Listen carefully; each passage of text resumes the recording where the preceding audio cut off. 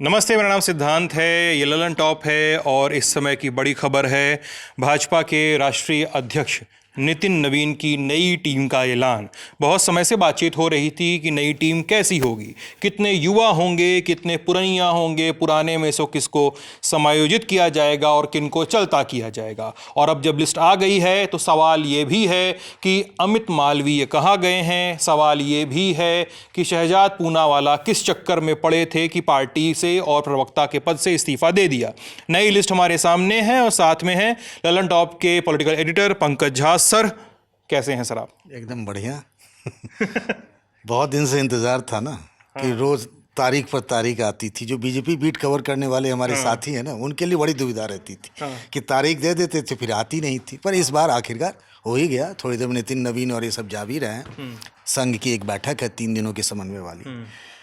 और जो कहा जा रहा था ना कि बहुत जनरेशनल शिफ्ट हो रहा है, वैसा अगर आप उपाध्यक्ष को देख लें, महामंत्री को देख लें, उसमें बहुत सारा नहीं है। लेकिन कुछ जगहों पे दिख रहा है कि एक नई टीम आई है, नौजवान। महिलाओं का रिप्रेजेंटेशन बहुत बढ़ा है इस बार। महिलाओं का रिप्रेजेंटेशन भी बढ़ा है और अलग अलग प्रदेशों को भी समायोजित करने की कोशिश की गई। कुछ एडजस्टमेंट भी हुआ है कि मान लीजिए जो किसी मोर्चे में थे तो आपने उनको वाइस प्रेसिडेंट बना दिया, मंत्री है तो उनको जनरल सेक्रेटरी बना दिया। कुछ ऐसी भी चीज़ें हुई। सबसे पहले सर नेशनल वाइस प्रेसिडेंट से बात करते हैं। हमारे सामने 13 नाम हैं। वसुंधरा राजे सिंधिया, तीरथ। वसुंधरा राजे सिंधिया ये पहले भी थी वाइस प्रेसिडेंट। मतलब मैं आपको बता रहा हूँ कि जो लोग रिपीट किए गए हैं उसमें से 4 नाम। वसुंधरा राजे सिंधिया सब लोग जानते हैं, राजस्थान की सीएम रही हैं और जो उनकी धमक है। वैजयंत पंडा उड़ीसा से आते हैं, राज्यसभा के सांसद है, डेटा उटा के मास्टर माने जाते हैं और अभी असम के प्रभारी भी हैं। तारिक मंसूर इकलौते मुस्लिम हैं जो अलीगढ़ मुस्लिम यूनिवर्सिटी वाले, अलीगढ़ मुस्लिम यूनिवर्सिटी के जो वाइस चांसलर रहे हैं और अभी एमएलसी भी हैं यूपी से। तो इकलौते जो मतलब मंत्रिमंडल में कोई मुस्लिम चेहरा नहीं दिखेगा, सांसद भी कोई नहीं दिखेगा आपको। इकलौते ये नेशनल बॉडी में आपको ये दिखेंगे, आपको वो तारिक मंसूर हैं। और रेखा वर्मा जो यूपी से सांसद रही हैं वो रिपीट किया गया। नए नाम हैं वो बड़े दिलचस्प हैं। उसमें अगर आप देखिएगा तो जैसे मनप्रीत सिंह बादल, ये पंजाब चुनाव को लेकर के लिया गया ये फैसला है कि भाई एक सिख होना चाहिए, सरदार होना चाहिए। प्रकाश सिंह बादल के भतीजे हैं, बादल फैमिली से। हाँ, फाइनेंस मिनिस्टर भी रहे, अपनी पार्टी बनाई, कांग्रेस में गए, फिर ये बीजेपी में चले आए। तो उनको एक बड़ी जिम्मेदारी दी गई है मनप्रीत सिंह बादल को। तरुण चुग जो राज्यसभा सांसद, कुछ ही दिन पहले तो भी वीडियो देखा होगा, वो अमृतसरी छोले जो है वो कैंटीन में खिला रहे थे सबको, राज्यसभा में वो खिला रहे थे। तो खैर उनको वहाँ से तो जनरल सेक्रेटरी से तो उनको हटा दिया गया, लेकिन उनको ऑफिस इंचार्ज बना दिया गया है। तो मतलब कहीं से निकाला और कहीं पे मतलब इस कोठी का धान निकाल के उस कोठी में डाल दिया। तो ये इनके साथ हो गया तरुण चुग के साथ। लाल सिंह आर्य को देखिए आप। लाल सिंह आर्य हैं, ये एससी मोर्चा के अध्यक्ष थे। अच्छा, ये भी कास्ट मोर्चा में। हाँ, ये भी इस कोठी का धान निकाले, इस कोठी में ले आए। इनको आपने वाइस प्रेसिडेंट बना दिया। ये जो कहा जा रहा था ना कि बीजेपी की लिस्ट आएगी और जनरेशनल शिफ्ट होगा और टैलेंट हंट टाइप का होगा, खासकर ये जंतर मंतर वाले पूरे प्रकरण के बाद तकदीर बदल जाएगी। तो अगर वाइस प्रेसिडेंट और जनरल सेक्रेटरी को देखिए तो मुझे बहुत ऐसा कुछ लगा नहीं। एम नागराज जो हैं वो राज्यसभा सांसद हैं, संघ से आते हैं, पुराने बैकग्राउंड के, कर्नाटक से हैं।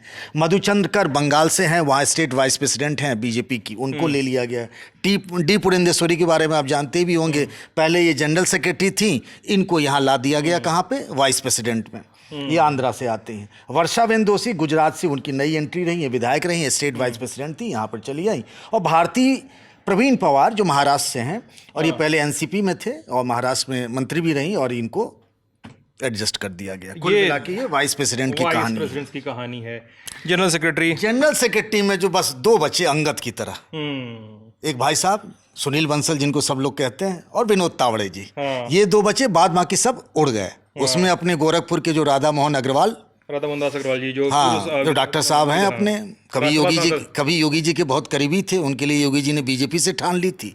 बाद में परिस्थितियां बदली तो दोनों एंटी हो गए। हाँ, अलग अलग खेमे में चले। राधा मोहन दास जी का मैंने एक इंटरव्यू लिया था, मेरे ख्याल से 22 में 21 में इंटरव्यू लिया था। राधा मोहन दास ने मेरे इंटरव्यू में पूरी तरह से रोया था, आंसू बहा के रोया था उन्होंने उस इंटरव्यू में। किस बात पे रोए थे? कुछ बातचीत हुई थी, उनके कुछ कंट्रोवर्सीज, मैंने सवाल पूछा था तो वो रोने लगे थे। अमितेश था मेरे साथ, वो बोल रहे थे कि आप लोगों को पता है कि मेरा टिकट कटने वाला है, आप लोग इस तरह से बात करेंगे मुझसे, अब ये सब सवाल पूछे जाएंगे। कट ही गया था, टिकट कट ही गया था उनका। लेकिन राज्यसभा सांसद भी रहे, पार्टी के राष्ट्रीय महामंत्री रहे, राजस्थान के प्रभारी रहे, कर्नाटक के प्रभारी रहे। कर्नाटक में बीजेपी के ही विधायकों ने क्रॉस वोटिंग कर दी, अभी भी उसकी जांच चल ही रही है। हाँ।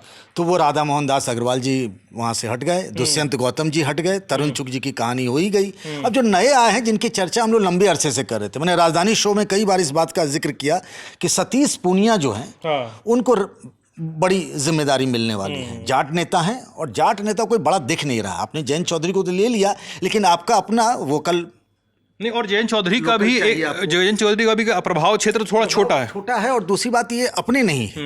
तो सतीश पूनिया जो कि पहले भी प्रदेश अध्यक्ष रहे, अभी बिहार के चुनाव में उनको जिम्मेदारी मिली, उसके बाद बंगाल के चुनाव में जिम्मेदारी मिली, अभी एक शादी में गए थे तो अमित शाह ने उनसे बड़े लंबे देर तक बातचीत की थी। ऐसे सिग्नल संकेत मिल रहे थे कि सतीश जी का कुछ अच्छा होने वाला है। और राज्यसभा सांसद भी बनाए गए। गजेंद्र पटेल हैं, ये मध्य प्रदेश से हैं, इनको मिला है। हरीश द्विवेदी बस्ती से लोकसभा के सांसद रहे, चुनाव हार गए, असम के सहप्रभारी हैं, बिहार के सहप्रभारी रहे। और ये जो चल रहा है कि भाई यूपी में ब्राह्मणों को थोड़ा सा कुछ करिए, नहीं तो ध्यान में लेकर चलिए, ध्यान में रखिए। तो हरीश द्विवेदी जी को, और संगठन के अच्छे माने जाते हैं और BL संतोष के करीबी माने जाते हैं, इनको मिल गया है जिम्मेदारी जनरल सेक्रेटरी के तौर पर। बिप्लब कुमार देब जो त्रिपुरा के मुख्यमंत्री रहे, अभी भी राष्ट्रीय मंत्री हैं ही, हरियाणा का काम देख ही रहे थे, तो इनको मिला। सबसे बड़ी बात अगर आप देखेंगे तो वो है स्मृति ईरानी का।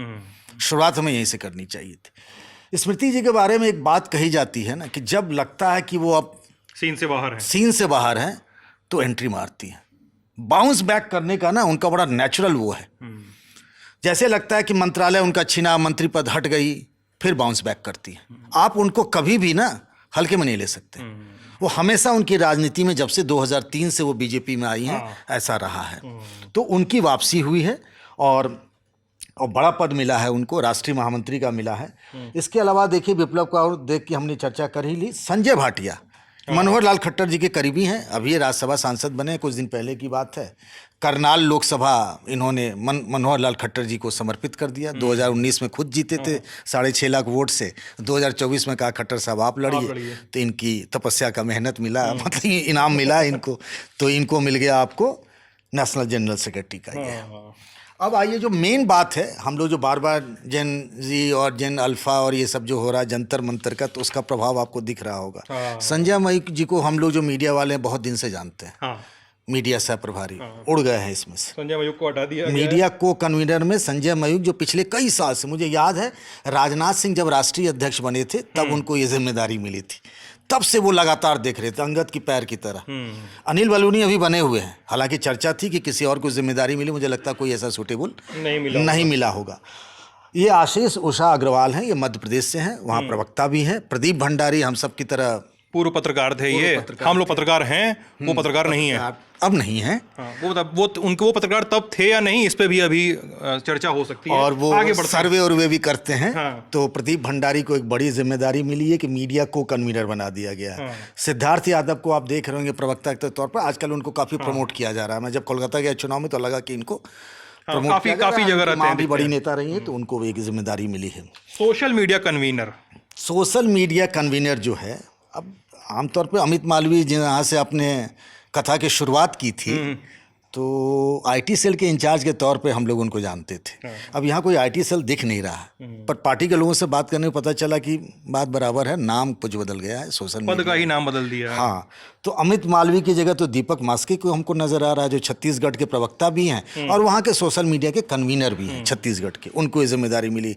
प्रीति गांधी को आप देखा ही होगा कई बार, वो शिवानंद द्विवेदी भी बिहार चुनाव में देखा था। ये बैक रूम ये सब काम करते रहे। आलोक भट्ट हैं, अरुण यादव हैं, इन सबको सोशल मीडिया को कन्वीनर बनाया गया है। कुल मिला के कहानी। अब मोर्चा प्रेसिडेंट पे देख लीजिए, युवा मोर्चा जो बात कही जा रही है, हेमांग जोशी हैं, ये वडोदरा से लोकसभा के सांसद हैं। और इससे पहले जो सांसद थी भट्ट थी, उनका टिकट अनाउंस हो गया था, उनका टिकट कट गया और अचानक से हेमांग जोशी को जो मिला, तो जाकर के गुजरात के लोगों ने जाना। मैं उस वक्त गुजरात में था जब ये सब हो रहा था, तब लोगों ने जाना कोई हेमांग जोशी हैं। ये कहा जाता है कि इनका भी सोशल मीडिया में अच्छा खासा प्रभाव है, खुद ही इन्फ्लुएंसर रहे हैं, तो इनको जिम्मेदारी दी गई है तेजस्वी सूर्या की जगह युवा मोर्चा का, इनको अध्यक्ष बनाया गया है। तो ये OBC मोर्चा अगर हम बात करें, अमरपाल मौर्य, ये यूपी वाले जो हैं, यूपी वाले हैं, राज्यसभा के सांसद हैं, संगठन के अच्छे माने जाते हैं। और इसी तरीके से किसान मोर्चा, SC मोर्चा, ये सब तमाम, ये कुंवर बासित अली, ये यूपी में माइनॉरिटी मोर्चा के अध्यक्ष थे, इनका अपग्रेड हो गया, अब ये दिल्ली आ गए। दिल्ली आ गए हैं। कुल मिला के ये कहानी है। अब है national secretaries, national treasurer, national joint treasurer और ऑफिस इंचार्ज। ऑफिस इंचार्ज तो आपने ट्रेजरर बता, का आप देख लीजिए, पीयूष गोयल। राजेश अग्रवाल हुआ करते थे। ये राजेश अग्रवाल जी पहले यूपी में मंत्री हुआ करते थे। उनकी जगह माननीय पीयूष गोयल जी अब खुद ही ट्रेजरर बन गए। तो ये एक बड़ा बदलाव आया है।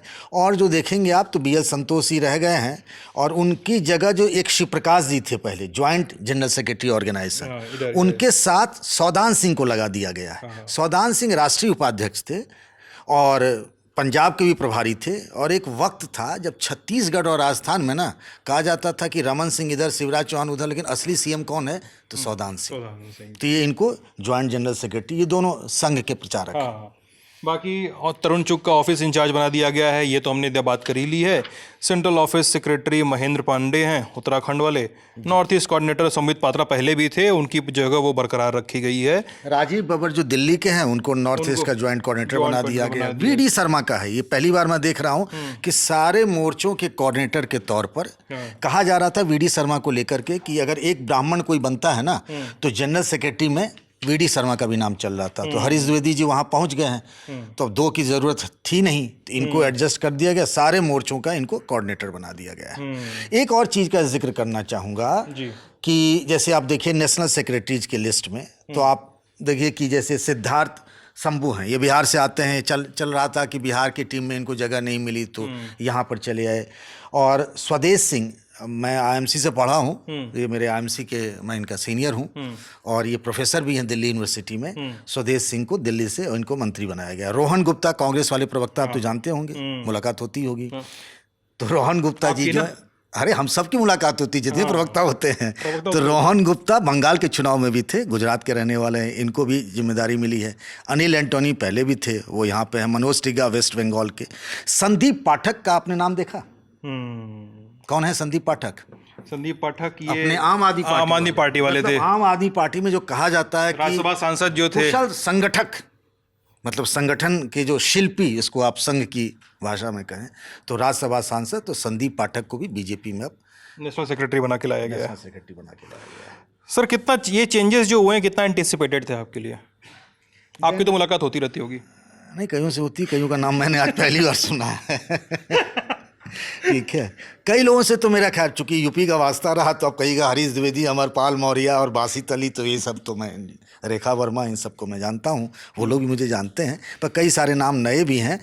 लेकिन जो उपाध्यक्ष और जनरल सेक्रेटरीज को देखें तो कोई बहुत सरप्राइजिंग एलिमेंट तो नहीं है। आपको लगा क्या? नहीं, और इवन जो जिस बार जिस एज फैक्टर के बारे में बात हो रही थी कि एक युवा टीम देखने को मिलेगी, वो वैसा भी नहीं। प्रेसिडेंट और जनरल सेक्रेटरीज को उठा के देखिए तो जो कहा जा रहा था कि 46 साल के खुद राष्ट्रीय अध्यक्ष हैं नितिन नवीन, तो कहा जा रहा था कि 45-46 के आसपास की उम्र होगी। एक एवरेज आयु वही बनी रहेगी, एवरेज आयु जो रहेगी जो पार्टी। और मुझे बीजेपी के लोग ये बता रहे थे कि टीम ऐसी होगी जो 2047 तक के लिए, मतलब विजनरी, बड़ी बड़ी बातें कही जा रही थी कि 2047 तक के नेशनल टैलेंट हंट टाइप का। तो मुझे कुछ ऐसा दिखा नहीं कहीं से। नहीं, वैसा तो दिख भी नहीं रहा है। तो ये थी बीजेपी की नई टीम, जिसके बारे में बता रहे थे हमारे साथी पंकज सर, और मैं सिद्धांत हूँ। आप लल्लन टॉप पे बातचीत देख रहे थे, बने रहिएगा हमारे साथ। बहुत बहुत शुक्रिया।